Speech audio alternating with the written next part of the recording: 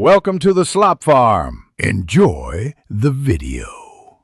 You start by making the camera physically and digitally ready. Clean the lens with a microfiber cloth so contrast and sharpness improve immediately. Once done, open the camera and enable the rule of thirds grid. This helps composition like iPhone framing. Make sure flash is off and lock exposure and focus on your subject. This stabilizes brightness. Finally, set the highest resolution and choose RAW if your phone supports it, because more data equals better detail and editing latitude later. You now take control of light and composition, which is where iPhone-like quality shows up. Position your subject in side or soft backlight. Harsh midday sun flattens detail, so aim for golden hour when possible. Make framing deliberate.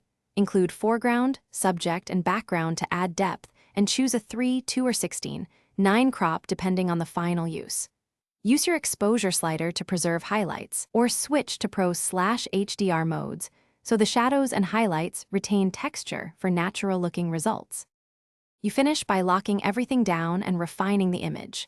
Stabilize your phone with a small tripod or steady it against a surface, and use a self-timer to avoid shake. That yields the sharpness you expect. Import RAW into a mobile editor and adjust exposure, white balance, clarity, and noise reduction conservatively to keep detail. If photos appear soft or noisy, make sure the lens is clean, turn off aggressive noise reduction, and increase shutter speed or ISO as needed to troubleshoot and recover crisp results. Thanks for watching. Consider subscribing if we helped you today.